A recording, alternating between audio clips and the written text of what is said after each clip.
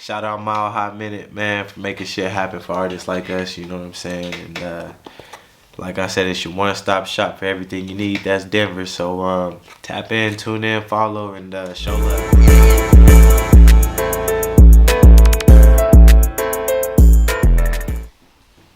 Mile High Minute, #1 podcast in the universe.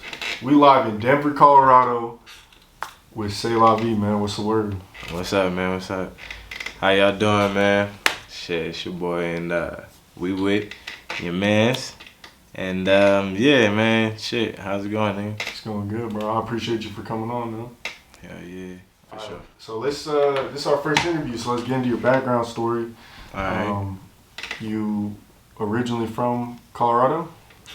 I was born out here, but my family's from Cali. So okay. I spent like my first 11, 12 years out there. What part? Mainly like Southern Cal, like Long Beach, LA area. I've lived in like small towns too, like Victorville and fucking Silver Lake and shit, but you know, we spread it out. Like there's only one family member that really live outside of California, and that's like my uncle and shit. But yeah, as far as like me and my immediate family and shit, everybody in Cali. So okay. Yeah, I moved out here when I was 12, and then like I went back for a year when my uncle died. Then I came back, and then I've been out here ever since. So. Hell yeah. But yeah. Okay.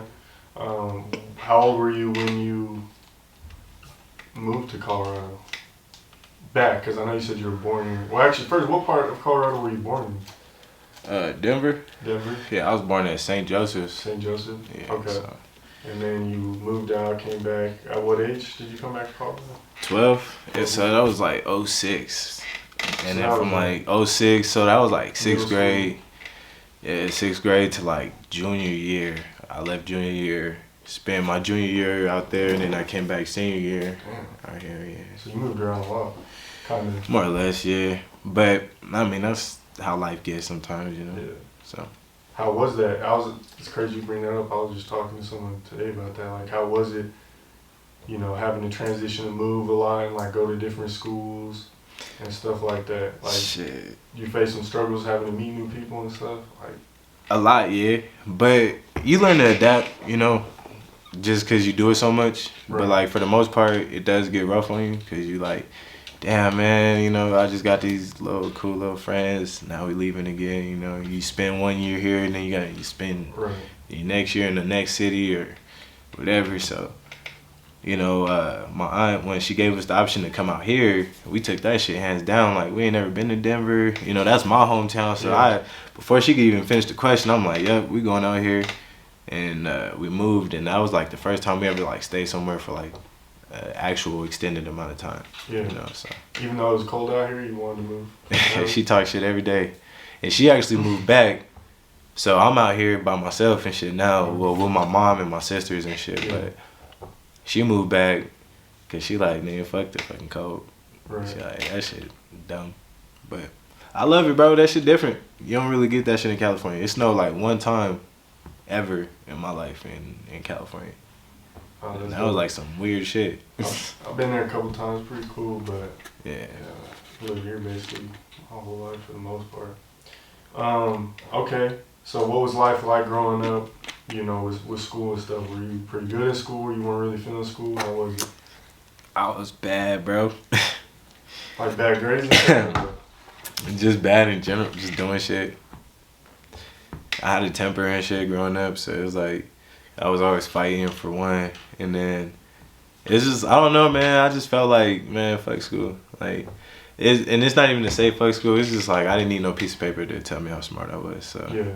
It's like, and all my teachers would tell you like, oh yeah, he's smart, he just talked too much, or he just played too much in class. So it wasn't like, I didn't know the material. You were a clown? Yeah, I was just class clown. Yeah, so yeah, but I don't know, like now I see the value in that shit.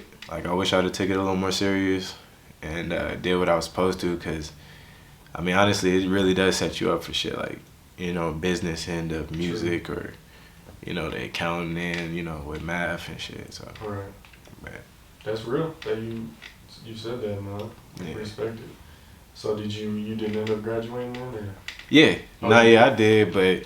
So you couldn't have been that bad then. Nah, I mean, I was, bro, because get this, like, I graduated, but it was late, you feel me? Like, I was I was class 2013, but, like, and I was a semester behind, so it wasn't even like I was far off, you feel me? Like, I was supposed to graduate, you know, came back super senior, got kicked out again because, you know, just doing shit that I'm not supposed to be doing. Yeah. And, came back that next year, and that's when I got it done, you know. But it's just like you go through all that shit, bro, and you're just like, fuck, bro, you know, and you don't really think about it until you had enough. So one day I was just sitting there like doing the same shit I was doing that had me in that position, and I just looked around like, is this really what I want to be on? Like, I'm supposed to be at home right now, and yet I'm having to go to a class I should have had done. So, but I'm trying to get my sisters to even see that shit now. That's real. What high school did you go to? George. It started at Montbello, man. But then they closed, or they was getting ready to close, so I wound up at George. What was school like at Montbello? Lit, bro. My freshman year. Yeah, why'd they close it down? I don't even know, man. I'm mad that they did, though, because I'm telling you, I ain't never felt, like, school spirit like that, bro. And I've been to a lot of schools, but, like, that was a school where it was like, win or lose, nigga, we whooping your ass if you disrespect.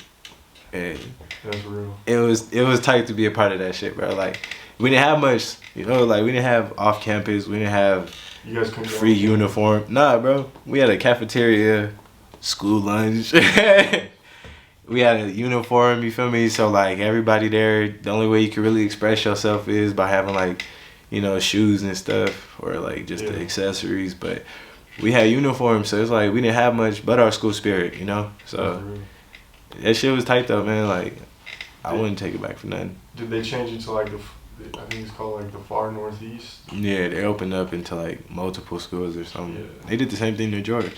Really? Yeah. Okay. Oh, that's crazy. So did you grow up in Montbello around that time, like in high school and stuff? Or?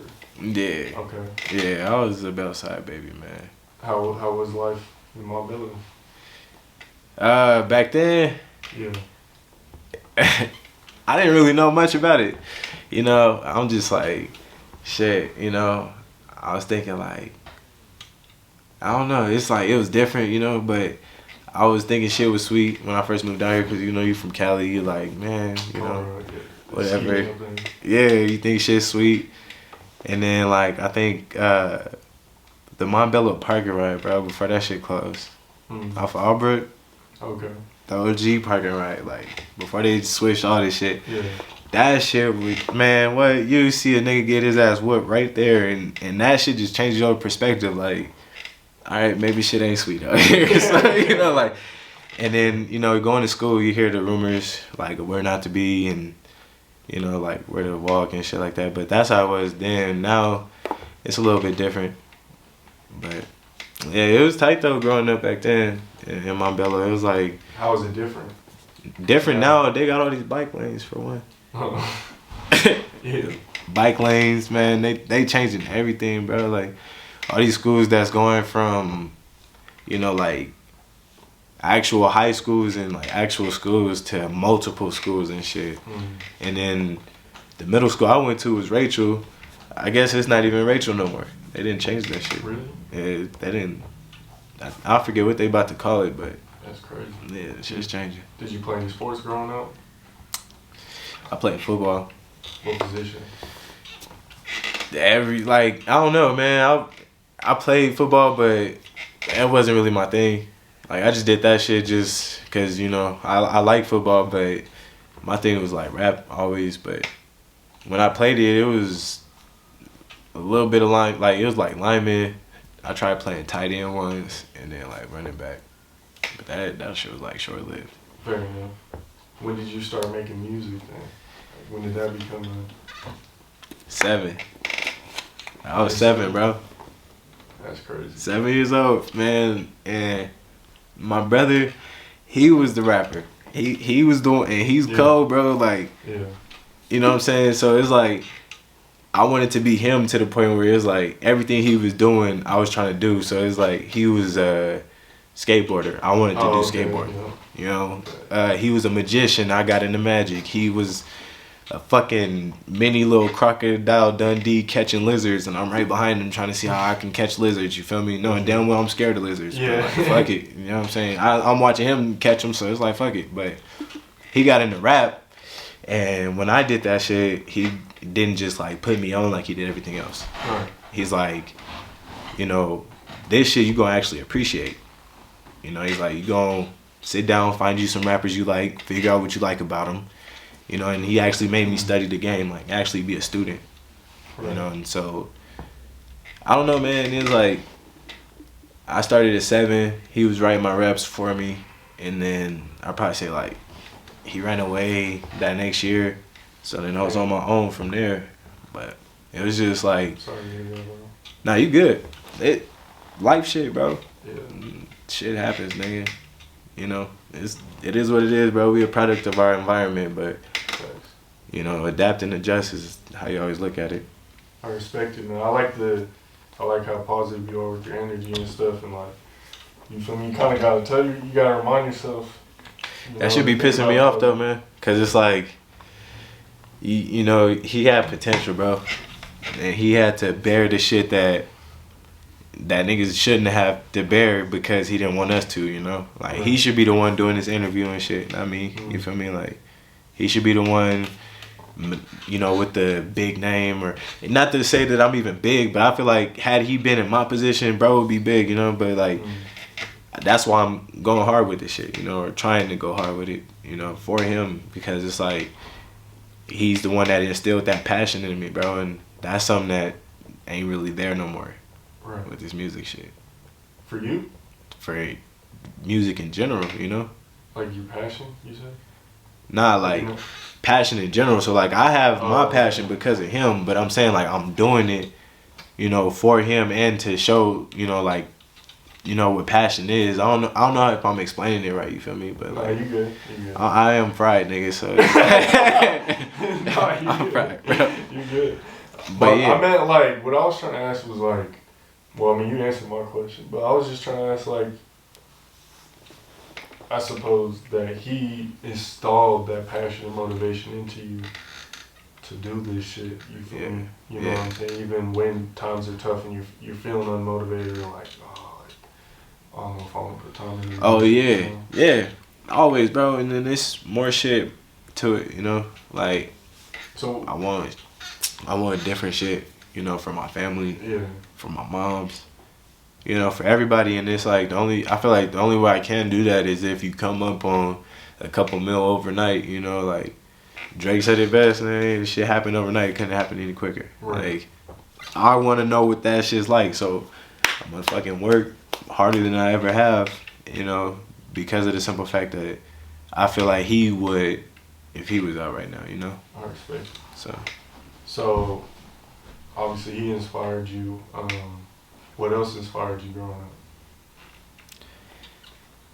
up? Shit, man. Like the fact that niggas didn't have like really a voice, you know. Yeah. Like you grow up, and like back then, you know, like shit's like you don't get to speak so free as like now, bro. Like now, like I'll be listening to my little sisters talk to my mom and shit. I'll be like, you know, like that's some shit I would've got bopped upside my head for, you know. Yeah. You know, like, times were just different back then, you know. So back then it was like that was my one space where I could be myself and actually speak how I felt, or just say what I wanted, and you know, shit like that, and not have to worry about nothing, you know. So that's really what kind of fueled it too. But for the most part, it was my brother, and then just like his way of doing things, like having a mentor in music. Weezy, #1 favorite rapper, you feel me? Like, so, you know, like, yeah, he's definitely one of those. When my brother ran away, I used a lot of Wayne's songs and shit to kind of help me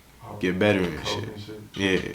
Not like to get better. So, like, I'll listen to his shit, and then, like, I'll write a verse on that same song and spit it over the next verse or whatever and try and see if it's, like, tight enough to be on the track with him. And if I didn't think it was tight enough, I'd take it off, try again. But like that was my way of that was my way of like trying to figure out if I had what it took. That's unique. I never heard a story like that. Yeah. It was different, bro. Shit, hell yeah. I come off of different shit, man. That I could definitely see how that could impact your skills as an artist. So, what are your strengths when it comes to making music? Originality. I feel like a lot of people don't have that these days. You know, everybody want to sound like their favorite artists and things like that, and like I do too. You know, but in the same sense, I want to have my own path in this shit. So I say originality and like wordplay. You know, like unique wordplay that's yeah, catchy and stuff. yeah, like I don't know, like I got the bars that'll put you in prison. I really be in another dimension. You know, I lose my mind on beats. I got nah. I was just saying like, nah. I mean, I could, you know, but I was just trying to think of like example, you know, but like, just you know, it's nah, you good. It's like I was just thinking like wordplay and like just having bars. You feel me? Just being a rapper, you know. I respect it, man. Yeah. Okay. We're gonna do it like this. And that's the crazy part, bro, is I don't even really like my freestyle suck. Like if you used to hear me if you used to hear me freestyle, I'm just fucking freestyle. if you used to hear me freestyle, bro, you'd be like, damn, bro, he's ass or something. Yeah. But like writing wise, like bro, I can write some shit. No, I feel you. Like if you used to give me like 2-3 minutes with that beat right there, bro, I could give you like a good 8-10 bars, 16 maybe. Oh, depending on how I'm feeling. But yeah, like I don't know. That shit I hate it. I be working on it too. So like I was gonna spit on it if you really wanted me to. I wasn't gonna guarantee that, but you might get some hot shit, you might not, bro. Like I could, but I'm just like in the middle because I don't want to get copyrighted, but we'll try it anyways. Let's see what happens. Shit, I could fucking airdrop a beat maybe. I don't know. But you have a beat? I could. Pretty boy swag this one. Yeah, that shit.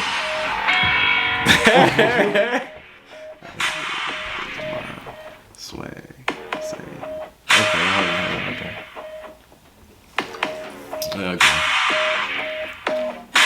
Okay. Look. This my type of beat, cause I don't like to spit fast. Say la vie about his cash. Now I got pretty boy swag. Don't know what these niggas on. All I know is I just bragged about the shit that I just had. Or is it had? I don't know. I'm spitting shit and they get mad.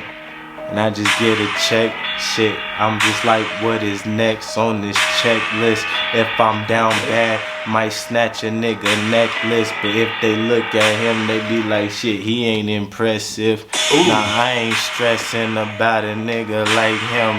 Shit, he's lightweight, but I'm fighting like Kim Jong-un. I don't know, I'm just off some dummy dumb cookies and I smoke it to a crumb, What am I on? Don't know, but it's the strong. This shit got my mind gone, but I'm still in my zone. Feel like Zeus, what it do? Nigga, we could throw them deuce. You call a truce, I throw up deuce and then I go and smoke some more. Oof. Get in your bitch. Hit her with the spirit stick, she come alive. And I dip with the pride, with the lion pride, nigga. We gon' take your hide, nigga. We out here, we don't never hide, nigga. That dope shit is what I provide, niggas. Shit, I feel like I'm God, nigga. And you in too deep. These bars, they come cheap. I feel like that's it for me. Yeah. Niggas don't get that in too deep bar, bro. Nah, it was just off. You know who I was talking about? Who I referenced? That nigga God.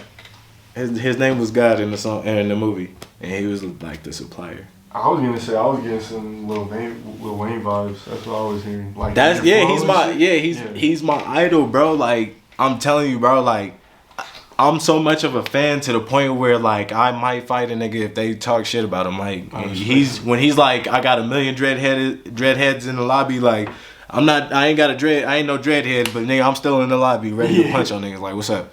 But it's like because I feel like he doesn't get his flowers, bro. Like, he does, but he doesn't. Yeah. Bro has done a lot. No, He's still fucking working, bro. You could point out anybody in his era right now. They didn't went on to other avenues. They don't do that shit. They're bringing up other artists. You said what? He came out when he was young, like. And the 90s and shit, the Hot Boys and shit. Bro, what do you mean, like? And it's like, at the end of the day, I want to bring that shit back, bro. The old school type rap, bro. Yeah. Like, where you're doing, like, yeah, you're talking about the shit you do, but you're not incriminating yourself, you know? Right. Like, or you're not, like. I know people incriminate. You know what I mean? Like, and I hope to God they don't ever catch FBP Mo. You feel me? Like, you know, that shit's fucked up. But it's like, at the end of the day, and that, like I said, that shit is fucked up, bro, because it's like all we're doing is expressing how we feel, like, bro, that we're going through on a daily basis. Yeah, like, nigga, I ain't even saying I am actually doing this shit, bro. You just assuming shit just because I said but I could be talking about killing you on rap. Right. Exactly. I could be talking about shooting my shots, 100 shots of, oh damn, nigga, shots fired. You know what I'm saying? Like. Right. Now I'm being accused of actually doing some shit because I want to express myself, freedom of speech type shit. All because it's a coincidence of some shit popping off. Like, bro, shit pops off every day out here. Right. What y'all gonna, nigga? I ain't never, bro. Look, you could look at me and see I don't be in the streets, bro. But you telling me I'm gonna start getting accused of some shit if I get on some shit like that? I say I wanna, drop a nigga, pop a nigga, like. Oh yeah, they gonna go. It's bullshit, bro. It's bullshit, you feel me? So, it's like, I don't know, man. Like, and I'm fried too, so I be going on about shit. But. I feel you. It just be hard for me to talk about on camera because I get nervous about, you know what I'm saying, motherfuckers' opinions and shit. Like you said, bro. Like, the people use everything nowadays. Fuck niggas' opinions, man.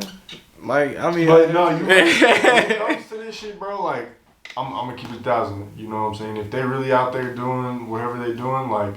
And you get caught up for that shit, you gotta do what you gotta do. You gotta own, like, I feel like you kind of gotta own up to that. Oh, yeah. And until each their own opinion. You know what I'm saying? Do what you do. But at the same time, like you said, bro, like, not everything these motherfuckers is saying is just straight facts. Like, yeah, exactly.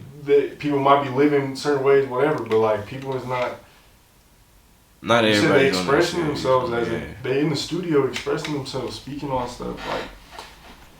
I don't know. I mean, it's messed up, like you said. It's a First Amendment, but when it comes to most situations, I don't know if I feel like he should keep running or what's going on with that. Cause like, I feel like they probably would go for life. I'd be gone. Nigga deuces. Bro, what? One of them already got out. I don't know. But nah, and it's yeah, and it's like I ain't trying to get into all that shit, but. Yeah. It's all to say, like, it's fucked up where music has gone. I want to take it back to where, Eminem was able to express himself fucking freely as fuck, and nobody, is on shit like that, or, anybody really was able to say what the fuck they wanted and not have to worry about shit, So I wanted to get back to that. Chances are it's not, but. I mean, they just made a new law in New York where you can't use it. Yeah, no, I know about that shit. I just posted it. Let me pull it up. They said, so the New York State Senate has passed a rap music bill that restricts the use of song lyrics as evidence in court. It doesn't completely rule it out, but they're just Senate Bill S7527 will not ban the use of presenting lyrics or other material to a jury, but instead require them to show that the work is literal rather than figurative or fictional, which is literally exactly what I was saying. Yeah, bro.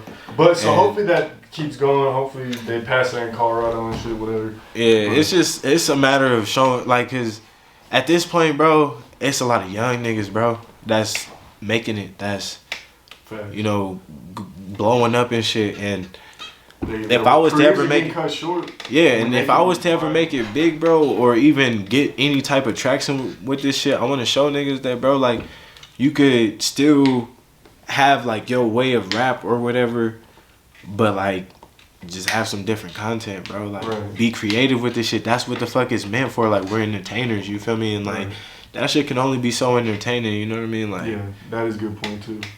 And we have enough artists like that. You know what I mean? Yeah. Like we got enough drill rap, bro. Like I didn't hear. I'm on R&B now to the point where I'm tired of rappers, bro. Like I be listening to singers and shit more now. You, bro. So it's like, you know, and I don't know, man. Maybe niggas was supposed to be all friendly with the fucking responses and shit, but I'm just being real, bro. Like, no, you're not. You speak your truth, bro. I'm not saying come on here and nah, but it's like, you know what I'm saying. Speak your feelings. It's like, I don't know, niggas try to play cool, but like at the end of the day, it's competition, nigga, and it is, yeah. That's where I feel like I got like the upper hand in the music shit because my shit is different. So when niggas do start catching on, when niggas do start listening. And that's the thing. You also have to sit and listen, bro. It's not some shit you could just bop your head to. I mean, it could be. But once you, like, listen to what the fuck I'm actually saying, that's where you're like, oh, okay, this nigga's actually snapping. Like, what the fuck? Yeah. But that shit's gonna come. You feel me? The supporters, because I ain't gonna call them fans, bro. I ain't no bigger than them. So the supporters, bro, when they come in, then that's when the other shit start coming in. You know what I mean? Like, so I'm not worried about that part. I'm worried about who can relate to this shit still. Right. I'm not flexing and flaunting and shit, talking about some crazy shit. I'm talking about some real life shit that niggas can relate to when niggas is down bad or they want to go smack some ass or, you know, whatever the fuck the case, whatever mood niggas is in, that's what I'm trying to be on is like, can I make some music that they could relate to? And that's what it's about. Like, nigga, we're entertainers. And step out your comfort zone. You know, try and do some shit. That's why I'm actually trying to work on some different shit now. Like with this music shit, I'm always known as like a rapper with like the bars or whatever. So like I want to work out trying to sing or trying to, you know, work on some different shit. You know? Right. Like different content, different topics, whatever. No, that's real because I definitely noticed my taste changing music a lot of times. Especially as time went on, and it's also like nowadays the way Instagram is, social media, like you can't even post 30, 40 guns in a video without they on your head, bro. So it's like, I mean, like it's crazy. I don't know, bro. Like, but it's like, why would you want to do that? Yeah, like you could do that, but it's only gonna get so far, and that's what I had to learn too. Just as a blogger and stuff, I'm like, I can't keep posting 30 guns in a video. Not only does it's, you know, I'm not hating on no one doing it because it's hard, but like, one, you're kind of snitching on yourself. Two, it's like incriminate, yeah. Yeah. Two, it's like I'm trying to create a big fan base that's versatile now. So it's like, my bad for not support like a network that's versatile. So like, if it's too, you feel me, too edgy, sometimes it's like, and then three is like I said, social media, Instagram, all that, bro. They ain't going for it anymore. They not trying to monetize you or like. They'll shadow ban you. I got shadow banned last week for the first time, and it was just over a music video. I don't even know what the fuck a shadow ban is, bro. Well, they haven't opened up to it, but it's basically like when they don't push your content out in front of people's eyes. Like, for example, this some real shit, bro. So I posted the Lil I news, how he's got music with Baby Stone Gorillas coming in, right? Yeah. When I first posted it, I include 2 music videos. I include one of Lil I's music videos and then Baby Stone Gorillas. And then literally right after I posted it, it had like 2-3 likes. And that's normally a post that I know get you some it's gonna shit. get 200-300 likes. It's gonna get a couple thousand views, you feel me, just based off of past experience. But I'm like, damn, like why is it's been a couple hours, this shit got like 3, like this don't make sense. Yeah, they hating on you, So I deleted it and then I just reposted it with just the photo and photos of him talking to him. And it worked, like they ain't, you know what I'm saying? Like it's got like 200 likes or whatever, a couple thousand views, but it didn't, you know what I'm saying, get banned. And I'm like, damn, so y'all are really trying to like, I get it, they want to be positive influences, but at the same time, it's like kind of like you said, freedom of speech. You're kind of like infringing on that shit. And it's like, bro, that's another thing is like, I want to take it back. That's another reason why I want to take it back, bro. We was in the streets with this shit. We was pushing this shit in the streets, selling CDs out the trunk of our cars or going downtown, yo, I'm a dope artist, just give me a shot, you know what I'm saying? I got this CD, $5, whatever. Or however your hustle was, that's how it was. But now it's like, everything is social media, everything is viral and shit like that. And I guess, I don't know, I guess that's how shit has to be now, but I would like to think that I can make it just by off of traveling to new spots and just pushing my shit that way, just meeting people on the streets. I think it's both. It just depends on how you go about it. I feel like it's different strategies now. Yeah. But like, for example, a lot of my grind is online. But then like when I went out of state, like down in Arizona, like to do major interviews, like that's me on the ground. Okay, hitting up 30, 40 artists. Okay, who wants to do an interview? Who wants, just bugging people, banging on people's lines, networking and shit. So it's like. But it's still different because I'm using this content to go post on social media. That's what I was about to say. It goes hand in hand when you think about it because I tried to take my break with it, but in a sense you get disconnected without the social media. So I just got an Instagram right now, but I would say create Twitter, Facebook, TikTok.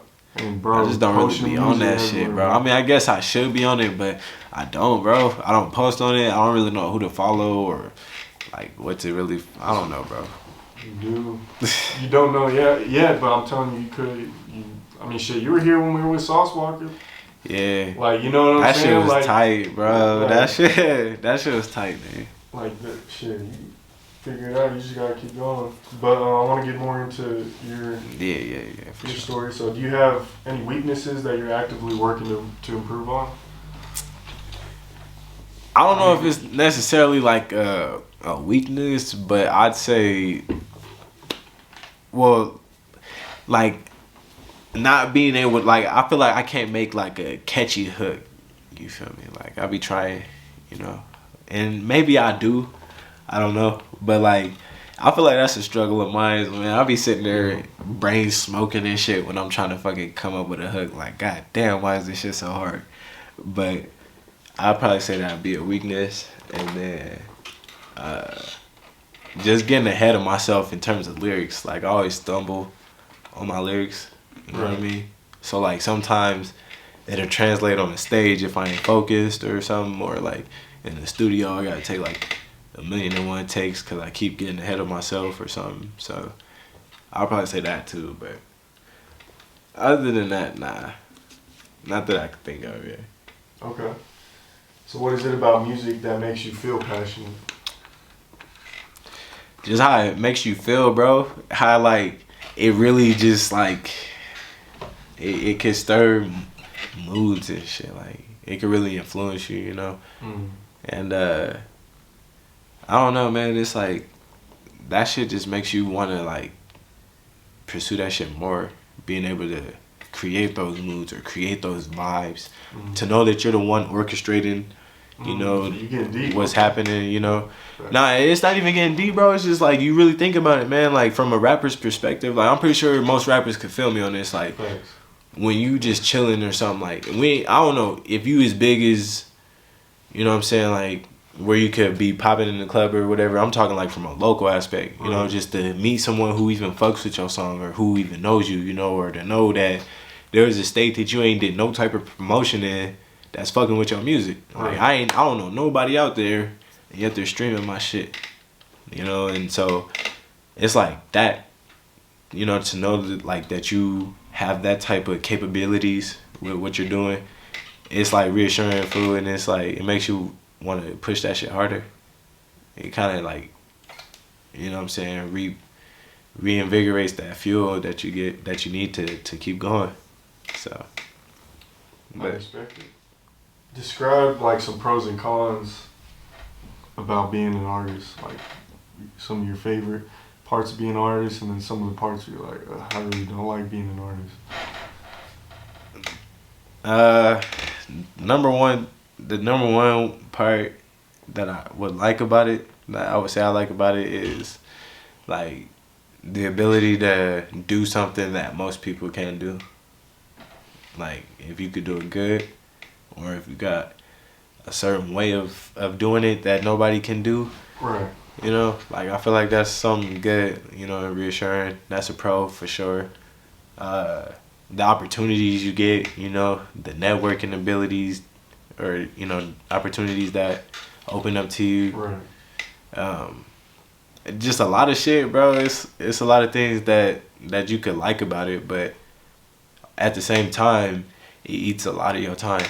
It eats a lot of your conscience because you're wondering if this song is gonna hit, or did you get this last bar off like you wanted to, or you know what I'm saying? Like, even the most drastic thought, like, am I gonna make it? You know what I'm saying? Like, all of that shit eats at you, you know, and just the time you spend into it with that, you know, that could be a big downfall or like a down part of this artist shit. But I feel like there's more ups than downs with it, like more pros than cons. Oh yeah, you got to.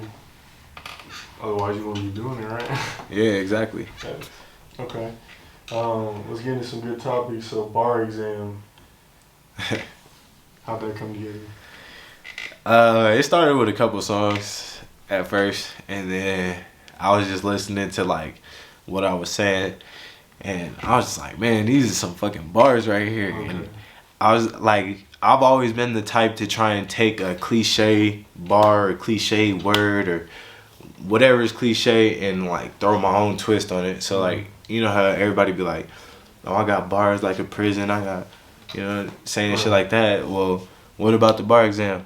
You know, these are lawyers who's taking a test that not everybody can fucking pass. Right. Not everybody has bars. So it was just like a mentality that I took on of my bars are different from everybody's.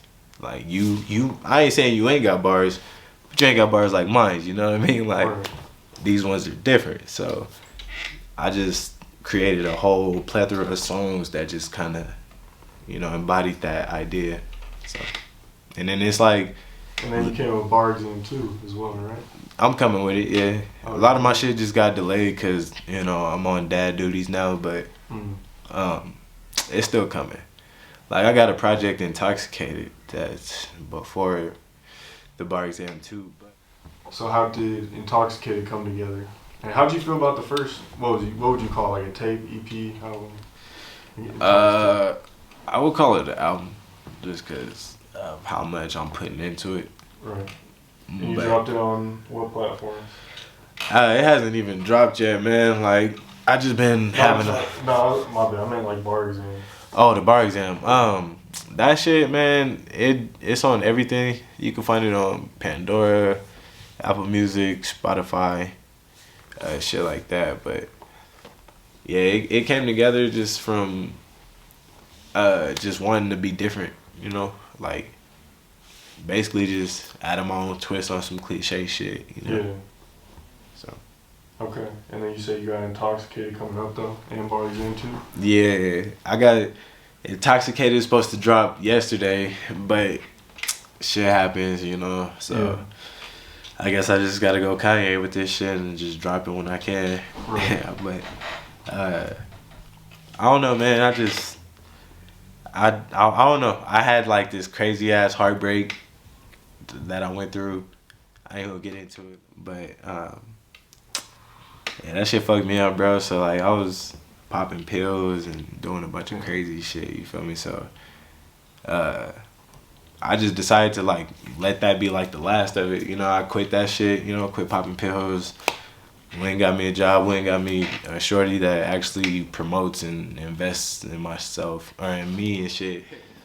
Cause I was trying to say you're talking about describing Intoxicated, like the meaning behind that. Yeah, and that's what was leading up to it. Was just like the whole heartbreak part, bro. Like, I was fucked up to the point where it was like I was doing shit that wasn't me, you know. It is what it is, you know. It happens, man. You know, it is what it is, and like I got myself back together. You feel me? I got over that shit, and I got myself back together, and that was just like my stamp, like my staple. Just like, I'm done. Move on. You know, I just put that shit in the song, and I wanted to highlight just all the toxic shit that goes on in life, bro. Like, niggas and women, you know, right. it's I want it to be universal. So like, from my perspective, my aspect on my end of things, of course, is man talking about women, you know, a woman, but I want it to be where you could flip the role and, you know what I'm saying, a woman can dedicate this same song to her dude, or, you know, a dude that ain't shit, or, you know what I mean, like, just for anybody out there that can relate type shit. No, I respect it, man. Sometimes you gotta that's meditation. You feel me? You gotta let stuff out and let it. You know, we all. I respect it though. I feel like we've all been through heartbreaks and like toxic stuff. I've definitely been through my fair share of toxic stuff, but like you said, that's good that you got a good woman now that, you know what I'm saying, is investing positive energy into you and helping you move forward, man. Yeah, bro. Like, that's more than real, bro. That's love, nigga. Like, you think about it, bro, your own mom don't even invest that much into you. Right. You know what I'm saying? Your partners that's telling you that you cold and they're like, oh, bro, I believe in you, shit like that. Like, they not doing that. You know, like, she actually said, you know what? I believe in you. I'm about to take this bread. Boom, let's go. Let's do it. You know, and like now, so when I was talking about my inspiration before, I said my brother and shit, he still is, but like now it's her. You know, like, because I don't want to let her down. You know, you invested. Yeah, you got the extra motivation. You know what I'm saying? You took this money and you invested in me, and it's like now I gotta, in turn, bring that shit back. Let that investment be a positive. You know, so it's like that shit. Let that motivate you, bro. Yeah, bro. So I went through the same shit. that's just different, bro. That type of shit, bro, is different. Nigga, when you see people do that, and she's actually the reason why the bar exam even came to life too, as well. Like, So she's a big part of that. What's up with bar exam too? Is that so? You got 2 albums on the way? Yeah, this year, hopefully. I want to push 3. I was trying to keep the 3rd one under wraps for a little longer, but So you have all this music. You have a bunch of unreleased songs right now? yeah, a lot, bro. Like, I literally went from not having no songs, like having, so like if you was to ask me to show you some shit right now, or if I was to show you some shit, it would have to be on the phone. Like, I'd have you pull the beat up and I'm rapping off my phone. And it went from that to like literally like what song you want to listen to, you feel me? Like, and it's crazy, but I got a plan with it. I always say it's not how many songs you got, it's what you do with the songs you do have. So I'm just trying to see what's, you know, gonna happen with the songs that I already put out, you know, so. That makes sense. I respect it, man. Okay. So, I know we talked about Lil Wayne a lot, but who are some of your influences? Like, some ideal artists. Let's go in-state that you want to collaborate with. I already collaborated with him, but Big Grit, shout out to my boy, man. Fucks with you, man. But him, I've worked with R&B artist Brooklyn. She's dope. Like, she kind of reminds me of my favorite artist. Like, she's tight. And then I'd say Nina DeChris, cause that Soldier Things, that song is something else. When I first heard that song, bro, I really thought, bro, was like, you know what I'm saying, like somebody else in a different state. You know what I'm like, who is this? And then he's like, you know, the dude that was putting me on, he's like, yeah, this mommy or whatever. He's like, this is I forget what the fuck he had said, but anyways, this shit was tight, man. So I want to work with bro right there, and then probably like 100 Pack Savvy, just because it's like he is like top dog, and that's what I want is like, you know, top dog spot. So I mean, of course you got to work with him. So, but yeah, them for sure. And then I'm always open to like other people too, like just because I don't really know too many people, you know. So like FBP Mo and them, like I just got on to them like not too long ago, like last year. I fuck with them. I just don't really like listen to enough of their music to really, you know, say that, you know, they influenced me, but yeah. Okay. What is your creative process when you're in the studio or when you're writing new music? Shit, man.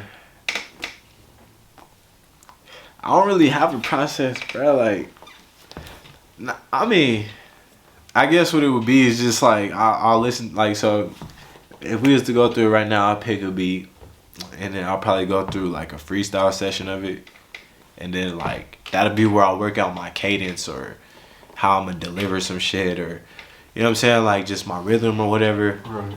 And then if I'm fucking with it, or I find like a rhythm that I'm fucking with, I'll start writing, and then that'll be where I get my concept, you know, like bars, shit like that, down at. And then yeah, just hit the studio afterwards. But usually that process take about like 2 days, depending on how deep I'm trying to go into some shit. I respect it. Which qualities do you think make you a great artist? Man. The ability to take constructive criticism. I can respect that. Not a lot of people have that. People be getting salty, bro, when you just like offer a little bit of criticism. But I don't get mad, bro, because at the end of the day, I'm making it for you to vibe with or to fuck. You know what I'm saying? So it's like, if I'm showing you and you like the audience I'm trying to target, your opinion is gonna matter. I'm not gonna get mad if you say it's not hitting. Too. Yeah, you don't want no trash shit. I don't want you telling me, like, I would much rather a million motherfuckers tell me that they suck or that I suck, you know, than for them to say, than for one motherfucker to sit here and lie to my face and tell me some shit is, you know, popping when it's not.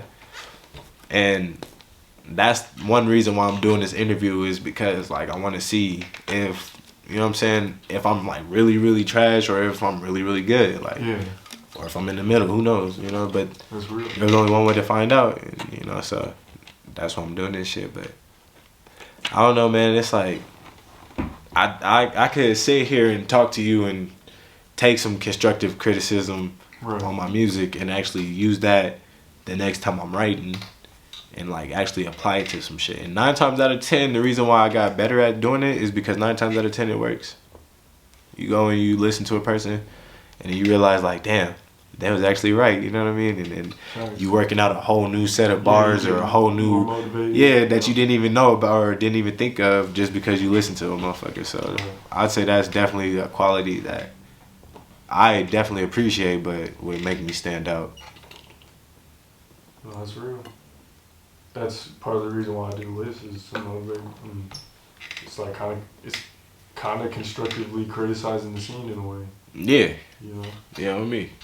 Okay, so what's the best piece of advice another artist has ever gave you? Was it some Sauce Walker advice, or what do you think? Yeah, it was a lot of people, bro. A lot of people, like, I be listening, you know, to a lot of things that people say, and a lot of the things that I listen to is from my big brother. You know, he lives in Montbello, so this is not the one that's locked up right now, but I listen to him a lot. But yeah, Sauce, definitely that piece of advice he gave about, you know, where you spending your time. You know, like, if you're not trying to be a fucking gamer, like, and get paid to play the game, what are you doing, you know, spending 12 hours on the fucking game, you know, playing that shit for? So ever since I heard that shit, I definitely stopped playing the game a lot less and been in the studio a lot more. So that mixed with my brother saying, like, you know, just listening to people who you could easily match. Right, learn from and shit. No, it's not.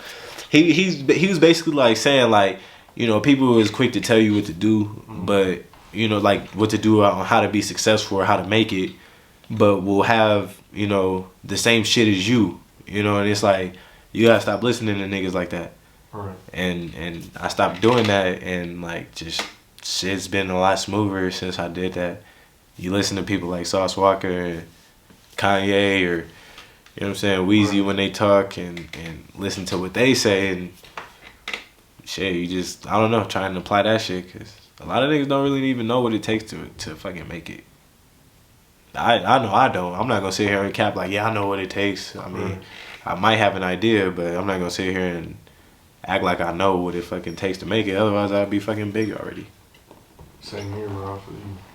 I could give advice on kind of like a local standpoint, or like, I feel like I can give advice to bloggers out of state if they're just starting out, because they reach out, but I can't really give advice to, let's say, Cheese. Okay, you know what I'm saying? Yeah. So I feel you, bro. I can't. There's a lot of work to be done for everyone in Colorado, for that matter, really. Oh God. Okay. So how would you handle traveling and being away from your home for an extended period of time? Say you were on tour or something. Shit, man. If I was to do some shit like that, I don't know. I feel like it would be easier now because I got a partner who actually would make it easy to do something like that. But I am a family man, so like I probably would get like homesick maybe. But who knows? Cause like I ain't never been on the road, bro. And I don't know about you, nigga. But it's the road, nigga. Who knows what's gonna happen? Babe, I'm sorry. I don't know what would happen on the road, you know.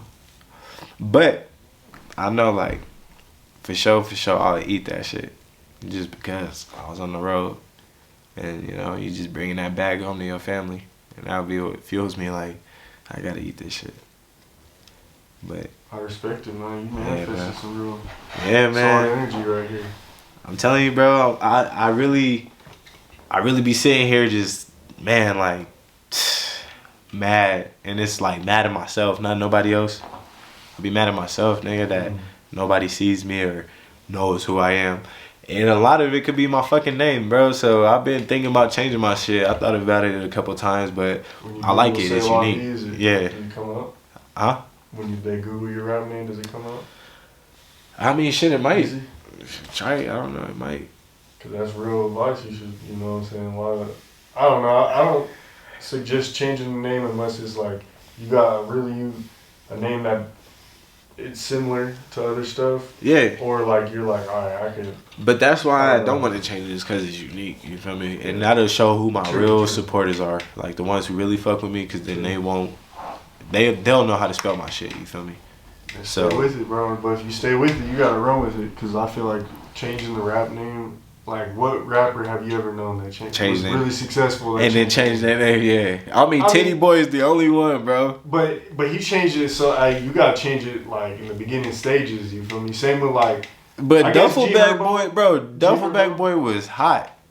That shit was a hot ass song, bro. And he was under Titty Boy when that shit popped. And then he like took a hiatus and then came back. Yeah. So I mean. But yeah, G Herbo too. I think he was like Lil Herb before. Yeah. But it's like. I mean, you could, but like I said, everyone knows man. him as G Herbo though. Yeah. Like I said though, I just feel like that'll bring out my real supporters, the ones who will take the time to actually learn how to spell my shit, so that they could search my shit up, you know. So, and then a lot of it is just me getting out there more. Then, bro, run with that shit. Yeah. I can see you as a real like hip hop R&B artist, no cap. No cap. So rap wanna sing type artist. I mean, you can rap too. You can do whatever you want, but I can see it, bro. Yeah. How do you feel about the Colorado scene? This shit buzzing, bro. I didn't even realize, like, and like I said, bro, like we was talking earlier, I was bitter before, because it's like, you sit there and you're like, man, they wasn't rapping when I was rapping. I don't even know who this dude is, you know, but once you get past all that shit, and you realize that he's just trying to make it like you, or he might have been through some shit worse than you, or like you just realize that shit's bigger than you. You start realizing like, bro, we got a lot of fucking talent out here, bro. Like, I work with a lot of talented artists already, you know what I'm saying? Like, my boy Lazy Shotter, he put together a little rap collective called No Sleep, you know what I'm saying? No Sleep Gang. And on that shit, you got artists like Aku, you know, Mo Stax, Kazoku 93, you got Kid Kev, you know, just all these different artists, different types of vibes and stuff like that you're constantly around. And you just sit back for an artist that never really knew about these, you know, that there were so many artists like this. You just sit back and you're just like, there's really a lot of talent out here, man. And it's only a matter of time before somebody blows from here. I just hope that I'm the one that does it, you feel me? So, you know, but we all should feel that. I'm never going, yeah, exactly. We all should feel like that. But like, I'm never going to be mad if somebody does make it up. You know, Trev, I feel like kicked the door open for us to further this shit. And I feel like it's coming, you know what I mean? So. All right. Well, what are your top five? Who are your top five unbiased Colorado rappers right now? Unbiased? Unbiased. Excluding yourself. Alright. Unbiased right now, in terms of like my personal preference of music, or just like, oh no, yeah, unbiased. I'm tripping. Unbiased. My bad, I'm fried. I'm about to get more fried. Fuck it. Finesse B. Jody make a play. I fuck with bro. He got the way he slide on beats is come. Big Grit for sure. Nina the Chris, and I say Lover Boy Talib. I don't know if you know about him. You ever heard of him? That boy be snapping. I got a couple songs with bro too. Okay. Got some heavy hitters. I like Big Grit. I like Finesse B, Nina the Chris. Yeah, I got some. I heard of the other two, but I'm not too familiar with them. And so far, I've worked with almost all the artists that I really wanted to work with. Who would you say, name 5 underrated artists in Colorado, excluding yourself? Actually, you can include yourself. Me, bro. I'm telling you. Me. Like, and it's not even like I don't suck. Or it's not even like I suck, bro. It's like, I feel like I'm an acquired taste. You know what I'm saying? Like, you gotta be in a certain mood to really listen to my shit. You gotta be wanting to listen to some lyrics, nigga. So I say me, but definitely who would I say? I don't know, man. Shit. Other than like my team, to be honest, nobody really be on NSG like that. No sleep. You know. I've interviewed. Shout out Lazy and Forever Beats. I interviewed them. Shout out to the gang. Head honchos, you feel me? I do got to shout Kid Kev too. People don't even know. He knew me before the Muhammad and shit. Bro be snapping. He got a song called Bunny and Clyde. That shit is a whole vibe, bro. That's like a summer vibe. No, yeah, that video was hard. Bonnie and Clyde. It was a movie. It was a vibe. Shout out Forever Lazy on the film. But also, just shout out Kid Kev. We actually grew up in the. We didn't. I mean, he. I'm gonna just say we lived in the same apartments for a while. Castlegate. For all my Seagate babies. I'm fucking dead. No, but shout out Kid Kev, man, because low key, we had a lot of good times when we were younger, and he was lit, man. He was always good vibes. Good vibes, good people, bro. How'd y'all connect? Lazy shout out, man. So Forever Lazy really be the plug right now. He be connecting a lot of folks. Bro, he's the man. He's working. He's the man, and it's like, you know, like him and Fo, they run the whole Foevalazy thing, you know, and they like the head honchos of the NSG shit. Yeah. And they vision, man, is basically to get a group of motherfuckers to just really take over the city type shit, you know, like kind of like a D12 or like a Young Money type of thing, you know, just a bunch of different artists. We all got our own little way of doing shit, brand or label or whatever. And so I feel like that shit is chock full of artists who are underrated, slept on, because you don't see really too many posts about them or what they got going on and shit like that. And it just makes us hungrier, you feel me? Like, not just as individual artists, but as a label as a whole, you know, just to earn that respect or earn that, you know, like that head nod or whatever, you know what I mean? Right. Okay. No, yeah, shout out to how did you connect with Foevalazy Films and just the whole NSG? Investments. I invested in myself. I started making excuses. I was like, alright, you know, well, what led up to it was I worked with Finesse B through Jody Make a Play, and they basically got me going with like this whole studio sound. They helped me find like my studio voice even more.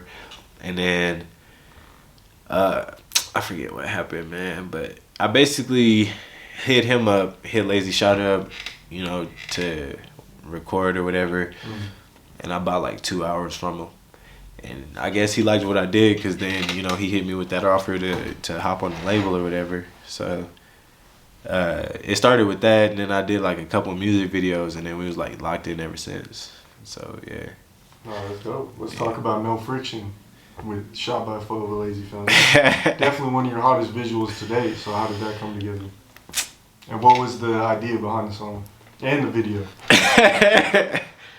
That shit was personal, bro. That shit was personal, man. And at the end of the day, nigga, the person that the song was aimed for knows exactly why it was aimed at the nigga. So we ain't gonna go too deep into the background of it. Long story short is, like I said, I come from a point in time in rap where if you really want to beef, or if this is really like some music shit, or you want to make it about some music shit, like I'll show you some bars, bro. And I'll, you know what I'm saying, like if it's really a problem, I'll show you, you know, how shit is after that too, you know. But like I probably should scratch that, you feel me? And we probably are, but realistically, it's just a matter of standing my ground on some shit. Right. Bro was mentioning me one too many times, and I felt that. yeah, but like I felt good recording that song, bro. Like just the amount of emotion and just the energy I was feeling when I was recording it. It just like it slowly but surely came to life. And shout out to Foevalazy for capturing that shit, bro. Cause I told them where I was coming from on the shit, and they was like, "Yep, we got you." And they recorded that shit, and I ate that shit, bro. And then we went and shot the music video, and that was like, it was crazy because I didn't even know all the lyrics yet to the song when I recorded the music video. So like, that was like a week later where I did the music video, but it was just because like it was crazy, like the energy that niggas was feeling in there. Like, I don't know, man. It's just, I don't know. I like shit like that. You feel me? I wouldn't say I like beef, but I like competition. So you mention me, like, you know, or you come at me, then I'm gonna show you what's up with it, you know. So. I respect it. No, it's a gift and a curse when you respond, because it's like, yeah, it's like a double-edged sword. It's a gift because like you're probably gonna cloud up off it. You're probably gonna come with some real energy, and but then it brings this nigga up. It brings, you know, him up, but it also is like you letting them get you out of your character. But I'm not even mad because, bro, like the amount of shit I've seen said about me on the internet, it's some ridiculous. shit that's just straight cap, and I'm just like, okay, whatever. Sometimes you gotta respond, bro. Like you got, especially like as you grow, you do your best to just, you know, I'm gonna just focus on the positive. I'm gonna keep working, let it motivate you. But sometimes, bro, this shit be so out of pocket. And you know that person, and again, I don't know who you're talking about, so I don't, you know what I'm saying, nothing personal. But like sometimes with people saying shit, it's like you kind of know, like they kind of little bro. So it's like, what do you even, you know what I'm saying? You gotta let them know. You know what I'm saying? Like I mean, I say it like this, man. Like, at the end of the day, bro, just remember where the fuck we came from, man. Right. Like, this world has gotten so out of touch with what's, like... I mean, and I can't... Let me... Before I even say that. Because it's like, there is shit that needs to be... Like, that I'm glad social media is here to amplify and broadcast, you know? But there is certain things that I feel like social media hinders and hurts because of the simple fact that we're just so, you know, sensitive about things now. You know what I mean? Like, we used to come from a time where, nigga, you could have a little beef, little rap battle, whatever the fuck you want to call it, and unless you sitting here bringing up this person's kid or bringing up some personal ass shit, it was just left as music. You know what I'm saying? Or it was just left as an opinion. Like, all right, well, fuck that nigga. You know what I'm saying? All right, well, fuck that nigga. You know what I mean? But now it's to a point where, all right, you know what I'm saying? Like, I can't even say this shit because then we getting canceled. Right. Or you get canceled, or you don't even feel safe going out. Yeah, you got. I mean, but that's how it was back then. I'm pretty sure it was worse back then than it is now because we got social media now. But you think social media kind of increases, makes it more heated between when situations could probably be resolved? I say it'd be like both. Yeah.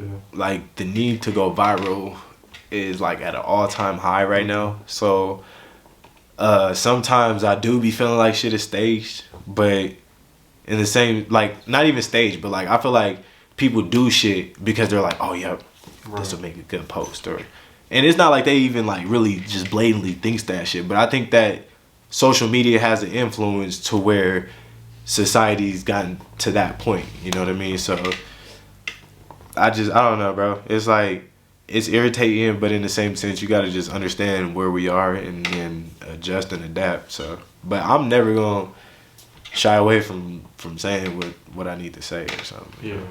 Like sometimes it just needs to be said. It needs to be said, yeah. And we artists. So, like I said, entertainment. You've never heard no bars like these. You know what I'm saying? Like, man. So I don't know. No, that's respect. Okay. So do you have any upcoming shows? I know you brought up the 2 albums that are in the works. What else you got coming out? Music videos for sure. I'm dibbling and dabbling in video, like video shit. I want to get my own video recorder, or camcorder or whatever, so I could, like, I don't know what I would even call it, cause Weezy had this thing called like Weezy Wednesdays, where he like just showed you like the behind the scenes of his life and shit like that. Yeah. So like I was thinking like some shit like that, where I'm just got somebody following me and just doing like a day to day or whatever. But That'd be dope.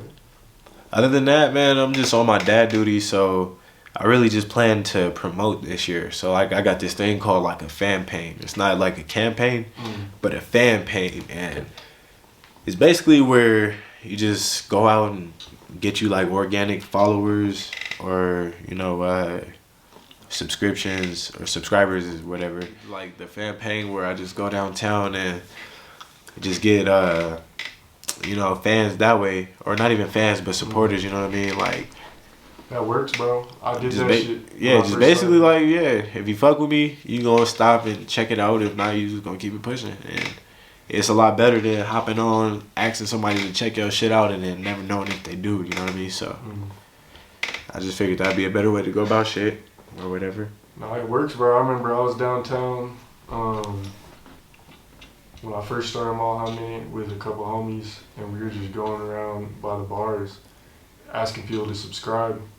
Yeah. Like, in dead ass, it worked, bro. Like, just, hey, tune in. Like, Yeah, I'm not that even shit- trying to bug you. Like, you might not even ever watch the video, but it gives you a chance to maybe see it at some point. You know what I'm yeah, saying? and that's that old school shit, bro. You It's getting out organically making your there, numbers go up. getting out there in the streets, and you like running your shit up. That You're way. not paying for subscribers. Exactly. You're So literally going organically telling people, yo, tap in. So I definitely recommend that for anyone who's really trying to like get that organic growth for sure. oh god. It comes on the social media shit too, but I'm glad you brought that up because that was some good shit. Okay, what's your 5-year goals? Where do you see yourself from now with your music career? Shit, bro. I'm a realist with this shit. So if I don't make shit shake by the time I'm 30, I'll probably like figure something else out. Even if it's still music, I probably won't be an artist. You know what I mean? Like I might just even start, looking for the next person. Like be a ghostwriter for a youngin, trying to make it or whatever. Yeah, background too. Yeah, you feel me? And just do it that way. But at the end of the day, like, I got a family, bro, and shit's like, you got to be realistic about some shit. So I'm not guaranteed to make it. So I'm not about to necessarily, like, I'm gonna put my all into it, but like, you should always have a backup plan. So Oh yeah. I got my other little plan B's and C's and shit, but as far as plan A, it's like a capital A. Like, you know what I'm saying? I gotta put everything I have into this bitch before I go off and do everything else. So, but 5 years, I don't know, man. I'd like to say that I'd be well known, at least in the Denver music scene. That's real. I respect it. Yeah. How has becoming a father motivated you? Just looking at her. You look at her, or you look at your kid, man, and you just be like, I'm responsible for this. This person. Right. This little tiny human. Then you notice the features.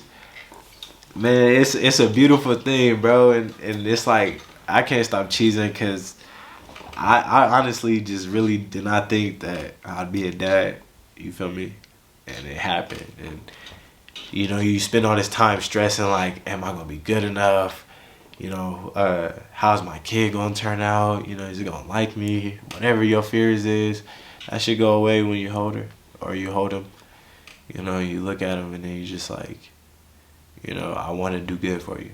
And so when I go in the studio, I just kind of picture myself like feeding her and providing for her, and what making it big with music could do to amplify that shit, you know? I don't want her to know nothing about like hard times. Like I want her to be a hard worker, but I don't want her to know about hard times, you know what I'm saying? So at the end of the day, it's like if I could do anything I can to provide that shit and do it fast so that she doesn't have to know about hard times, I'm all in for that shit, man, because at the end of the day, that's who I'm doing it for now. It's not just about me, so. But, yeah, that's my baby. That's dope. Hell yeah. That's dope to hear, man. You need more fathers like you, bro. I got an actual project for her I'm about to put together, but I need more time with her. I got to learn her more. So it's a project that I'm putting together for her, like, life trials and shit. I'm still going back and forth on the title for it. But it's basically just like a lot of songs that I feel like she gonna need when she gets older and shit. And like I'm gonna just stash it away, give it to her on one of her birthdays, let her sit and listen to it. But it's gonna be like basically like a time capsule, what I want it to be. That's dope. Yeah, so. Oh, yeah. It's gonna be tight, bro. I mess with that. That's some real like organic shit, like original, bro. Yeah. It's different, nigga. Nobody's on. Like, everybody want to talk about shoot 'em up, bang bang shit. I mean, more power to them, bro. You feel me? Like, and some niggas be tight with it. Like, I ain't gonna deny a tight nigga. Like, if your shit snaps, it snaps, bro. I'm not gonna hate on you just because I don't really agree with it. But in the same sense, bro, like we got enough drill rappers. We got enough niggas out here killing niggas and fucking. Niggas bitches and shit. Enough niggas. Yeah, like enough dudes flaunting their ice and shit like that, bro. Like, I really feel like if I was to make it big, I'm not gonna have like the flaunty. Like, I might have one chain and maybe the earrings, because you gotta keep the earrings. But other than that, bro, I'm not about to be flexing with the crazy shit, bro. Because I wasn't like that before. I mean, it can be. It depends. Yeah, and it's up to you on what you value and shit. But like for me, it's like I never was into that shit, so I'm not gonna get into it now. You know what I mean? Like that's just how I am. Like shit, I might even keep me like a little small ass house and just chill out of that bitch. Just be somewhere secluded, nigga, where nobody could get to. But it's a nice little chill ass house, not too crazy. But I don't know, bro. I'm just like shit. That would be tight though, is just to like make it and then, you know, just to show niggas that you could be different and still make it, you know what I mean?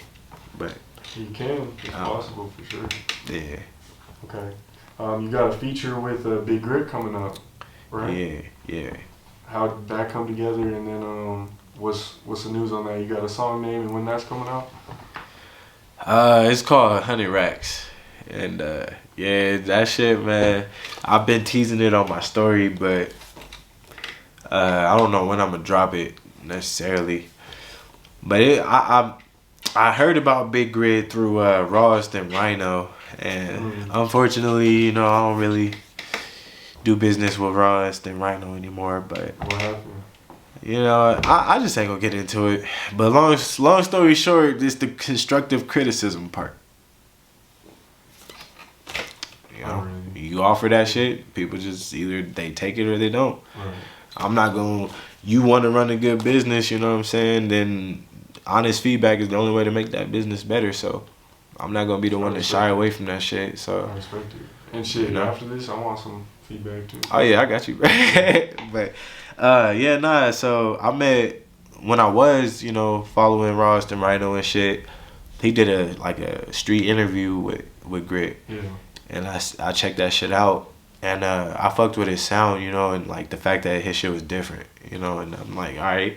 So I followed him, and we chopped it up. He actually wound up watching my same interview, you know, with him, and you know, I just put it in my head like I'm gonna just work with bro, like, and that's around the time when I really wasn't too sure about working with other artists, just because I had that chip on my shoulder about like, you know, niggas just popping up out of the woodworks. Like, damn, he an artist too, damn, you know what I'm saying? So I was still fighting like that shit, like, you know, hating and shit like that with that. But I was just like, you know, I'm gonna invest and I'm gonna do that shit whatever you ask for, I'm gonna pay that shit. And I made it happen, and bro, it was like, it was well worth it, because it was like the energy was different. You feel me? Like, that's he was actually putting energy in. That's an artist who knows he has this shit on lock, bro. Yeah. Like, you know what I'm saying? The way, and it showed me a lot of shit about how I could handle myself as an artist, you know what I'm saying? And that's why I really am, like, vouching for investing to work with other artists. Because you never know, nigga, they might record in a way that you never really noticed. Or, you know, they might go about business in a way that you never knew about. And so, like, when I did the session with him, it just taught me to, like, just get in there, handle business, and get out. Like, the shit was tight. And, you know, we was checking it out. Like, the song and shit, we was hyped. He gave me the thumbs up on my shit. You know, I gave him the thumbs up on his. And it was like, it's a slap, you know. But I can't wait for people to hear it, because it's definitely me on some different shit. You know what I mean? Definitely let me know when that drops. Send the link, man. Yeah, I got you. What you, I think that's just about it for the most part. Yeah. I do want to give a shout out to 3M Water. Make sure you go get that hydration for the go-getters. Yeah. He drank it all. That's how you know some I good drank water. it all. I wish I had another one. You feel me? This motherfucking shit. This weed is a motherfucker. If you want, you can have a little sip of mine now. Yeah, let me get it. Bet. But where can the people? I'll let you take it. Oh yeah. So where can the people find you on social media, Instagram, Twitter, YouTube, all that, man? Let them know. Shit, man. C'est la vie. C''ESTLAVI.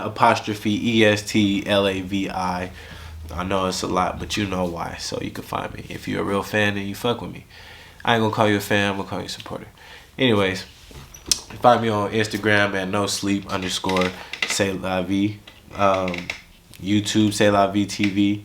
And pretty much any music platform at C'est la vie. And yeah, man, just tune in. I'll give you something that you ain't never had before. That's real.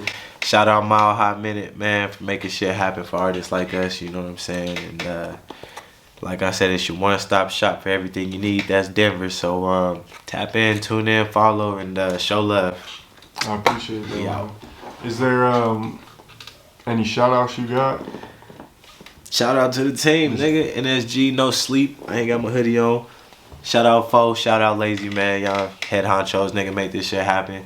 Shout out to the team, man. We coming to the top, for the top, however you say that shit. I'm fried nigga pie. But y'all already know what it is, man. No sleep. Hell yeah, man.